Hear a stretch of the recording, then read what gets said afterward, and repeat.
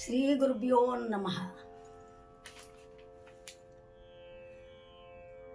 అఖండమండలాకారం వ్యాప్తం యేన చరాచరం తత్పదం దర్శితం యేన తస్మై శ్రీ గురవే నమః. పవిత్ర ఆత్మస్వరూపులైనటువంటి పెద్దలందరికీ కూడా నమస్కారములు. ఈ ప్రపంచములో ప్రతి విషయములోనూ కూడా భయం అనేది కలుగుతూ ఉన్నది. భయం అనేది లేనటువంటిది ఏదైనా ఉన్నదా అంటే అది ఒక వైరాగ్య చింతన మాత్రమే.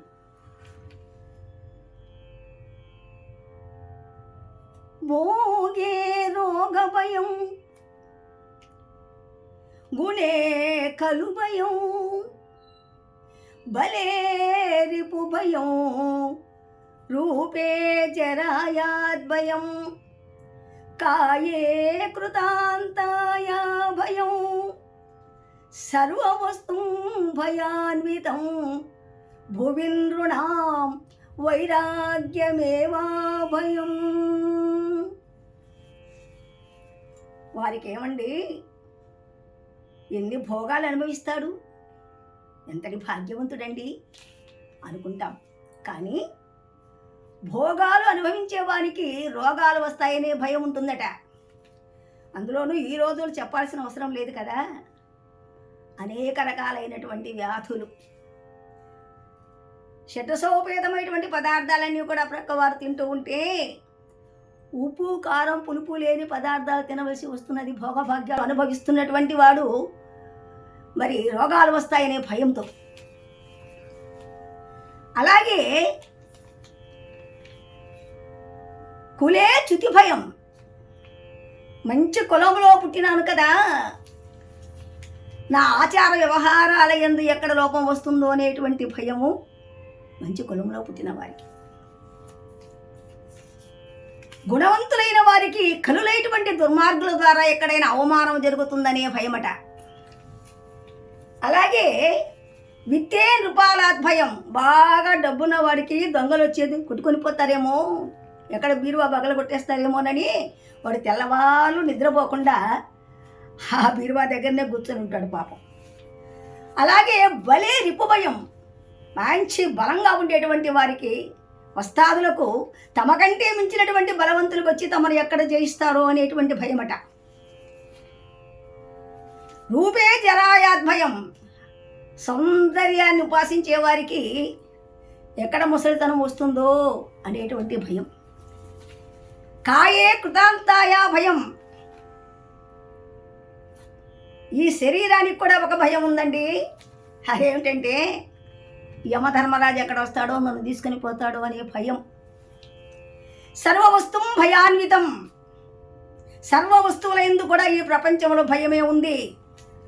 భయం లేనటువంటి స్థితి ఏది లేదు. అయితే ఒకే ఒక్క స్థితిలో మాత్రం భయం లేదు. అదేమిటంటే వైరాగ్యమేవా భయం.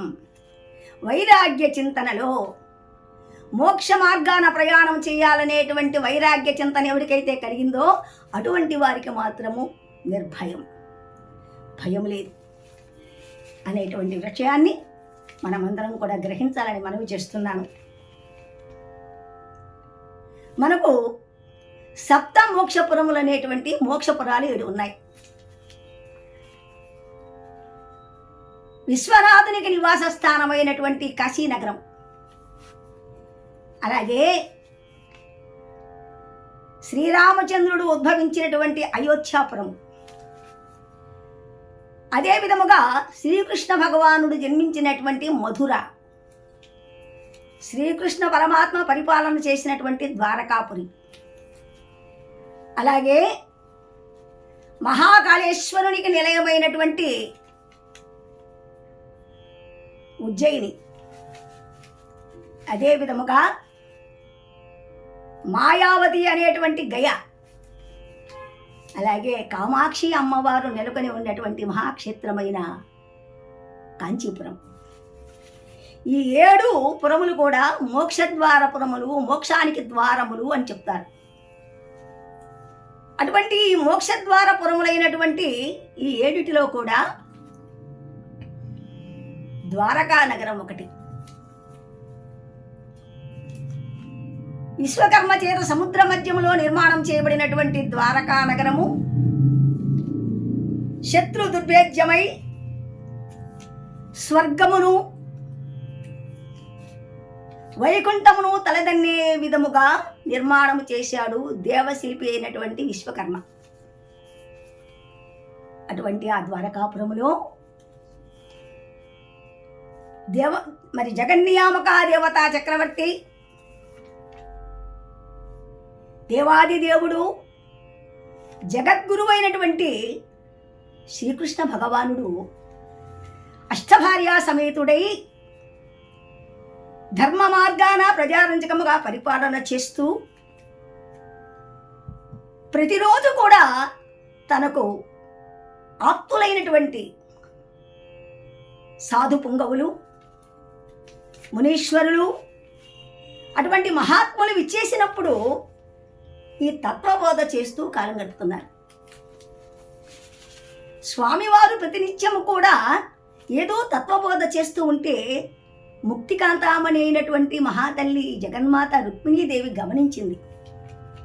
స్వామివారు ప్రతినిత్యము కూడా ఏదేదో తత్వబోధ చేస్తూ ఉన్నారు, అదేమిటో నేను కూడా తెలుసుకుంటే బాగుంటుంది కదా, అదెంతో గొప్పది కాకపోతే స్వామివారి వద్దకు ఇంతమంది ఎందుకు వస్తున్నారు, ఎందుకు వింటూ ఉన్నారు అని ఒక సంకల్పం చేసుకున్నది రుక్మిణీమాత. సమయం కోసం ఎదురు చూస్తూ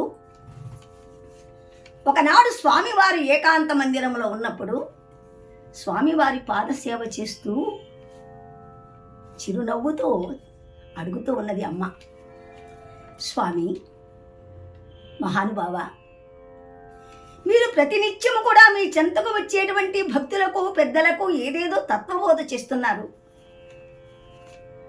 అది ఏమిటి స్వామి? రుక్మిణి, ఇది మోక్ష మార్గాన్ని కోరేటువంటి బోధ. ఎవరైతే మోక్షాన్ని కాంక్షిస్తారో అటువంటి వారు వచ్చి కోరినప్పుడు ఇలా చెప్పడం జరుగుతూ ఉంది అని స్వామివారు అన్నప్పుడు, అలాగైతే మహాత్మా ఆ తత్వబోధ, మోక్షము కోరేటువంటి ఆ తత్వబోధ, మోక్ష మార్గమునకు హేతువైనటువంటి ఆ తత్వబోధ నాకు కూడా దయచేయండి స్వామి, మీ పాదపద్మములు పట్టుకొని ప్రార్థన చేస్తున్నాను అని రుక్మిణీదేవి భక్తి శ్రద్ధలతో ప్రార్థన చేస్తే స్వామి అనుకున్నారు, అడిగినంత మాత్రము చేతనే ఇవ్వడానికి ఇది సామాన్యమైనటువంటి బోధ కదా, కాదు కదా. కాబట్టి ఈ బోధ వినడానికి, ఈ బోధ తెలుసుకోవడానికి ఈమె అర్హురాలో కాదో అని అనేక విధాల పరీక్ష చేశాడు స్వామి అమ్మవారిని. దేవి, సారవంతమైనటువంటి ఎన్నెన్నో సౌఖ్యాలు నీకు అందుబాటులో ఉన్నాయి, అష్టభార్యల్లో నీవు అధికురాలివి, బ్రహ్మాండమైనటువంటి సుఖభోగాలు ఎన్నో ఉన్నాయి, సౌందర్యమునక నిన్ను మించిన వారు లేరు. మరి సారవంతమైనటువంటి ఈ భోగాలు నువ్వు కోరుకోకుండా సారవిహీనమైనటువంటి ఈ బోధను కోరుకుంటున్నావు ఏంటి? సారవంతమైన బోధ కదా నీకు కావాల్సింది, ఇది సారవిహీనం కదా, కాబట్టి దీన్ని కోరతావి పరీక్షించాడు స్వామి రుక్మిణీదేవి. అప్పుడు ఆమె స్వామితో అంటూ ఉంది, స్వామి నన్ను పరీక్షించాలని అనుకుంటున్నారా? అశాశ్వతమైనటువంటి యొక్క భోగభాగ్యాలు నాకు అవసరం లేదు మహాత్మా, ఇవి సారవంతమైనవని మీరు అంటున్నారు, కానీ ఇవి సారవిహీనమైనవి. ఏవైతే మానవుడు పరిత్యజించాలో అవన్నీ కూడా సారవిహీనమైనవి. మరి ఈ తనువు శాశ్వతము కాదని నాకు తెలుసు స్వామి. మాయ రూపమే తనువు, ఇది మరిగితే సద్గతి గనవు, మాయ రూపమే తనువు, మాయ రూపమిది మంటి కుండగదా, వేయి భోగముల విర్రవీగినను, మాయ రూపమే తనువు. ఇది మట్టి కొండ స్వామి, మాయతో కూడినటువంటి ఈ రూపము మట్టితో చేయబడింది స్వామి. పచ్చి తోలుపై పూత, ఇది మలమూత్రంబుల రోత. పచ్చి తోలుపై పూత, ఇది మలమూత్రంబుల రోత. హెచ్చుగా ప్రేములు ఎముకలు నరములు, బుచ్చునంజుడుల రొచ్చు తలంపగ. మాయ రూపమే తనువు, ఇది మరిగితే సద్గతి గనవు. మాయ రూపమే తనువు. స్వామి, నవద్వార నిర్మితమైనటువంటి మట్టి కుండ ఉన్నదే, ఇది సప్తధాతువులతో నిర్మాణమైంది కదా స్వామి. ఎముకలు, నరములు, రోమములు, రక్తము, మాంసము, మలమూత్రాలతో నిండినటువంటి దేహము కదా స్వామి ఇది. అటువంటి దేహం మీద నాకు మోహం లేదు. నాకు శాశ్వతమైనదేదో అది కావాలి. ఇది ఎప్పుడు ఉంటుంది, ఎప్పుడు పోతుందో తెలియదు. ఈ దేహము నీటి మీద బుడగ కదా స్వామి. కాబట్టి శాశ్వతమైనటువంటి బ్రహ్మ పదవిని నేను కోరుతున్నాను. ఆ పదవిని మీరు చెప్పేంత వరకు కూడా మీ పాదాలు నేను వదిలిపెట్టను అని స్వామి పాదములు గట్టిగా పట్టుకుంది రుక్మిణీదేవి. ఆమెకు తెలియక కాదండి, ఆ మహాతల్లి స్వామిని అడిగిన విషయం ఎందుకంటే మన కోసం, మనము తెలుసుకోవాలనే సంకల్పముతోనే ఆమె ఇంత గట్టిగా కోరింది. ఆమెకు తెలియదా? కృష్ణ పరమాత్మ అనుకున్నారు, ఇక తప్పదు, ఈమె గట్టిగా పట్టుకుంది కాబట్టి చెప్పక తప్పదు అని. దేవి, నేను ఇంతగా ఎందుకు నిన్ను పరీక్ష చేశానంటే, ఈ బ్రహ్మ విద్య పొందడానికి నీవు అర్హురాలు కాదు అవును అని పరీక్ష చేశాను. ఎందుకంటే ఒక బీజాన్ని వేసేటప్పుడు ఆ బీజాన్ని వేయడానికి క్షేత్రం పవిత్రమై ఉండాలి. మంచి సారవంతమైనటువంటి క్షేత్రంలో భూమిలో ఆ గింజ వేస్తే ఆ మొక్క పెరిగి పెద్దదై సస్యశ్యామల శోభితమవుతుంది, ఎన్నో ఫలములు అందిస్తుంది. అదే చవిటి నేలలో వేసామనుకోండి, చవిటి నేలలో వేసినటువంటి ఆ గింజ అది మొలచినా అది తగినంత ఫలితం ఇవ్వలేదు, అది మధ్యలోనే నశించిపోయే అవకాశం కూడా ఉంది. కాబట్టి బ్రహ్మబోధ పొందడానికి అర్హురాలైనటువంటి నీవు సాధన చతుష్టయ సంపత్తి కలిగిన దానివి. ఇది మంచి, ఇది చెడు, బ్రహ్మ సత్యం, జగత్తు మిథ్య అనేటువంటి సత్యము నీవు గ్రహించావు కాబట్టి నేను నీకు తప్పకుండా బోధ చేస్తాను అని పరమాత్ముడు ముక్తికాంత అయినటువంటి రుక్మిణీదేవికి ఈ బ్రహ్మబోధన చెప్పడం మొదలుపెట్టారు. దేవి, మరి ఈ బ్రహ్మబోధను పొందడానికి 2 మార్గాలు ఉన్నాయి. దేవి, ఈ ఆత్మబోధ పొందడానికి తీవ్ర మోక్షేచ, మంద మోక్షేచ అనేటువంటి 2 విధానాలు. అంటే స్వామి నాకు కాస్త వివరంగా చెప్పండి, తీవ్రమైనటువంటి మోక్షేచ అంటే ఏమిటి స్వామి? దేవి, ఇల్లు తగలబడిపోతూ ఉన్నప్పుడు ఆ ఇంట్లో ఉన్నటువంటి వారు తమ్ము తాము కాపాడుకోవాలని ఎలా ఆతృతగా ఎలా పరుగులు తీస్తారు బయటకు. అర్థమైందా? అది అలాగే దండకారణ్యంలో ప్రయాణం చేసేటువంటి వారికి దారి తప్పిపోయింది అనుకోండి, దారి తెలియడం వల్ల దారి తప్పిపోయాడు. దారి తప్పినటువంటి ఆ వ్యక్తి దారి కోసంగా ఎంత తహతహలాడిపోతాడు. అది తీవ్ర మోక్షేచ. అలాగే దొంగలు వచ్చి మన డబ్బు దోచుకొని పోవడానికి ప్రయత్నం చేస్తున్నప్పుడు కాపాడుకోవడానికి మనం ఎలా ప్రయత్నం చేస్తాం? అదే విధముగా పాము పైబడి వస్తూ ఉన్నప్పుడు కరవడానికి ఆ పాము నుంచి తరుముకొని వచ్చేటువంటి ఆ పాము నుంచి తప్పించుకోవడానికి మనం ఎలా ప్రయత్నం చేస్తాం? ఎంత ఆతృత! అలాగే పులి భయపడి వస్తూ ఉంది మింగేయడానికి. అప్పుడు మనం ఏం చేస్తాం? మనల్ని మనం కాపాడుకోవడానికి ఎలా ప్రయత్నం చేస్తాము? ఈ మార్గమే తీవ్ర మోక్షేచ. అంటే అతి త్వరగా, అతి తొందరగా నేను ఈ మార్గానికి ప్రయాణం చేయాలి. ఆలస్యమైతే ఏమో మనకు అవకాశం ఉందో లేదో, ఉంటామో లేదో అనేటువంటి ఆ యొక్క తహతహ తీవ్ర మోక్షేచ అనేది అర్థము. స్వామి, మీరేదో చెప్తున్నారు, తీవ్ర మోక్షేచ అంటే ఇల్లు తగలబడినటువంటి సమయాన అందులో ఉన్నటువంటి వారు ఎలా పరుగులు తీస్తారు అని కదా చెప్తున్నారు. అది ప్రకృతిపరమైన విషయం కదా. మరి ఈ దేహానికి ఆ విషయాన్ని ఎలా పోల్చుకోవాలి స్వామి అని అడిగింది అమ్మవారు. అప్పుడు స్వామి చెప్తున్నారు, దేవి, తాపత్రయాగ్ని చేత తగలబడేటువంటి దేహమును రక్షించుకోవడమే ఇల్లు తగలబడిపోవడం. అంటే ప్రతి ఒక్కరి దేహంలో కూడా తాపత్రయాలు అనేటువంటి 3 ఉన్నాయి. అదొక అగ్ని. ఈ తాపత్రయ అగ్ని చేత ప్రతి ఒక్కరూ తగలబడిపోతున్నారు. ఇది మనకు తెలియకుండానే జరిగేటువంటి విధానం. తాపత్రయాలంటే 3 విధానములు: ఆధ్యాత్మికము, ఆది భౌతికము, ఆది దైవికము. ఆధ్యాత్మికం అంటే ఏమిటి? మన దేహంలో ఉన్నటువంటి కఫపిత్త వాతముల చేత ఏర్పడేటువంటి వ్యాధులు 200 పైగా ఉన్నాయిట. అవి ఏ జబ్బులైనా కావచ్చు. ఈ దేహానికి సంబంధించినటువంటి జబ్బులు, జ్వరముతో మొదలుకొని, జలుబుతో మొదలుకొని పెద్ద పెద్ద జబ్బులు. ఈ వ్యాధుల చేత తగలబడిపోతున్నాం. దీనినే ఆధ్యాత్మికం అంటాం. అలాగే ఆది భౌతికం. ఆది భౌతికం అంటే ఏమిటి?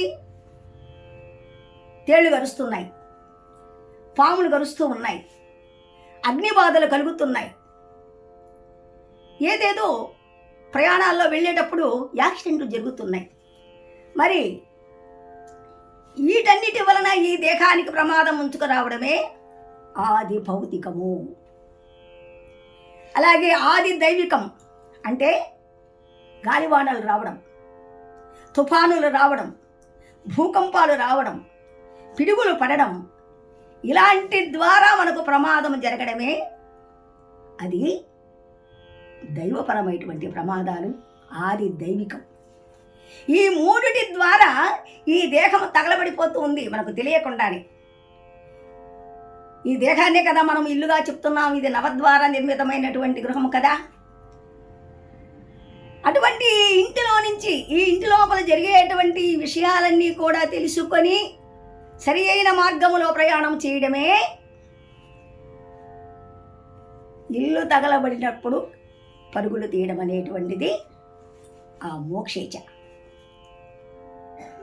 ఇకపోతే దొంగలు మన ధనాన్ని దోచుకోవడానికి వస్తున్నారు. అప్పుడు మనం ఏం చేస్తున్నాం? ఆ ధనం మనం కాపాడుకోవాలని దొంగలతో పోరాటం చేయాలి కదా, తప్పదు కదా. అందుకనే లోపల ఉండేటువంటి దొంగల నుంచి మనం కాపాడుకునే ప్రయత్నం చేయాలి. ఏ దొంగల నుంచి? కామ, క్రోధ, లోభ, మోహ, మదమాశ్చర్యములనేటువంటి 6 మంది దొంగలు మనలో ఉన్నారు. వీరిని అరిషడ్ వర్గాలు అంటారు. ఈ దొంగలు ఏం చేస్తున్నారు? బయట ఉండేటువంటి దొంగలు మన దగ్గర ఉండేటువంటి ధనము, నగలు ఇవి దోచుకుంటున్నారు. కానీ లోపల ఉన్నటువంటి అరిషడ్ వర్గాలనేటువంటి దొంగలు జ్ఞానం అనే రత్నాన్ని అపహరిస్తున్నారండి. అందుకే శంకరాచార్య స్వామి వారు చెప్తారు, కామం క్రోధం లోభశ్చ దేహే తిష్టంతి తస్కరః జ్ఞానరత్నాపహరేణ తస్మాత్ జాగ్రత్త జాగ్రత్త జాగ్రత్తః. కామం, క్రోధం, లోభం ఈ దొంగలు మనలో చేరి, ఈ అరిషడ్ వర్గాలనేటువంటి దొంగలు మనలో ఉన్నటువంటి జ్ఞానం అనే రత్నాన్ని అపహరిస్తున్నారండి. కాబట్టి బయట ఉండేటువంటి ధనధాన్యాలు ఇవన్నీ కూడా మనం సంపాదించుకోవచ్చు, కానీ జ్ఞానరత్నాన్ని ఎక్కడ సంపాదించుకుంటాం? అటువంటి దొంగల నుంచి, అరిషడ్వర్గాలనే దొంగల నుంచి జ్ఞానం అనే రత్నమును మనము కాపాడుకునే ప్రయత్నం చేయాలి. అలాగే దండకారణ్యంలో దారి తప్పిపోయినప్పుడు ఆ దారి కోసం వెతకడమే సర్పము నుంచి తప్పించుకోవడం. అంటే దండకారణ్యం అంటే మన శరీరమే. ఈ శరీరంలో ఉన్నటువంటి వాడు దారి తప్పిపోతున్నాడు అంటే జీవుడు తానెవరో తాను తెలుసుకోలేకపోతున్నాడు. అందుకే చెప్తారు, తన్ను తాను ఎరుగని మాయలేరా. మాయతో కూడినటువంటి జీవుడు కనిపించేటువంటి ఈ స్థూల దేహాన్నే నేను అనుకుంటున్నాడు. కానీ తాను ఎవరో తెలుసుకుంటే, తాను ఎవరో తెలుసుకున్నటువంటి జ్ఞాని అయిన వాడు ఈ దేహం మీద మోహాన్ని వదిలిపెడతాడు. తన్ను తాను తెలుసుకొని ప్రవర్తించడమే సర్పము నుంచి కాపాడుకోవడం, అరిషడ్వర్గాల నుంచి రక్షించుకోవడం, మరి అలాగే కాలసర్పము నుంచి రక్షించుకోవడం, అదే విధముగా ముక్తి మార్గాన్ని కోరుకోవడము తీవ్ర మోక్షేచ అంటారు. మరి మంద మోక్షేచ అంటే ఏమిటండి అడిగింది అమ్మగారు. మంద మోక్షేచ అంటే మానవుడు సహజమైనటువంటి స్వభావం సప్త వ్యసనాలకు లోనైపోతాడు. జూదము, వేట, మరి త్రాగడం, స్త్రీ వ్యసనం, హింస, ఇటువంటి సప్త వ్యసనాలు ఉన్నాయి కొన్ని. ఆ వ్యసనాలకు లోనైపోతాడు మానవుడు, అధపతనానికి పడిపోతాడు. అటువంటి వ్యసనాలేమిటో తెలుసుకొని వాటిని దూరం చేసుకోవాలి. అలా దూరం చేసుకోకుండా, అరిషడ్వర్గాల్ని తెలుసుకోకుండా, వ్యసనాల గురించి తెలుసుకోకుండా, ఈశనత్రయాల గురించి తెలుసుకోకుండా, వాసనత్రయాల గురించి తెలుసుకోకుండా, ఇవేమి కూడా విచారణ చేయకుండా ఉన్నవాడికి తన్ను తాను తెలుసుకునేటువంటి అవకాశం లేదు. వాడు ఎంత ప్రయత్నం చేసినా ఈ మోక్ష మార్గం అందదు. కాబట్టి తన్ను తాను తెలుసుకుని ఎవడైతే ఆ ప్రయాణం చేస్తాడో వారికి మరి అరచేతిలో వైకుంఠమే. మహాత్ములారా, స్వామివారు ఇలా చెప్తూ ఉన్నారు. అమ్మవారు భక్తి శ్రద్ధలతో గ్రహిస్తూ ఉన్నది. మరి అమ్మకు ఉపదేశం ఇచ్చారు స్వామివారు.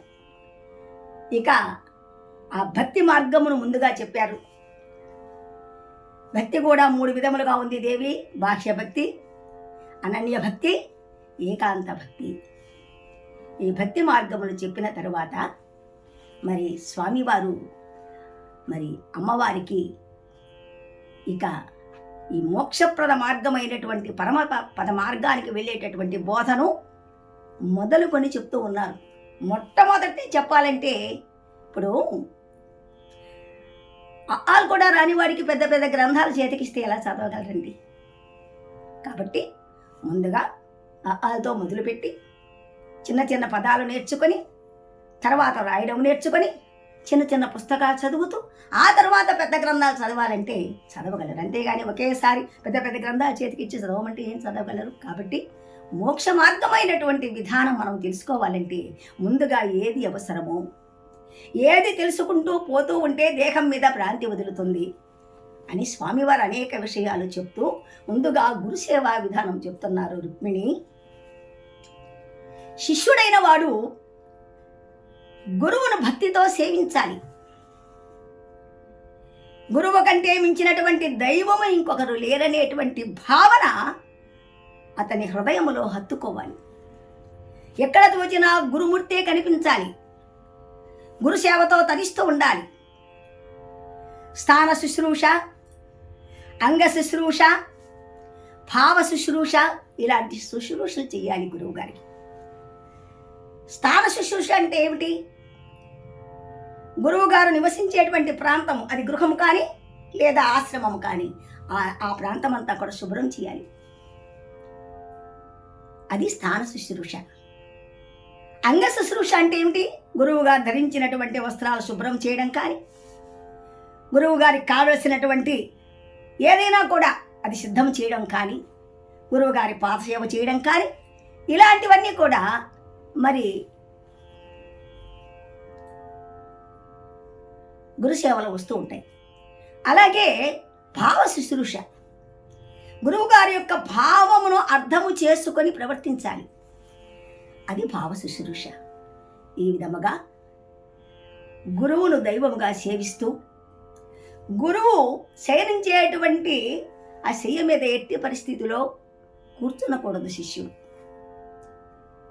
గురువు గారిని పేరు పెట్టి పిలవకూడదు. గురువు గారు నడిచేటప్పుడు వారి నీడ మీద కూడా నడవకూడదు. గురువుని ఎలా సంబోధించాలి? స్వామి, మహానుభావా, గురుదేవా, ఇలా భక్తి మార్గములో గురువును ఆరాధించాలి.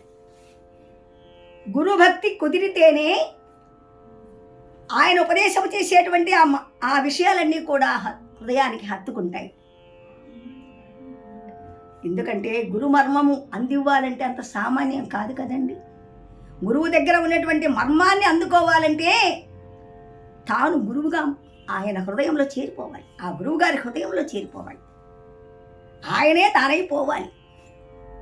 గురుమర్మము సామాన్యమైనది కాదు.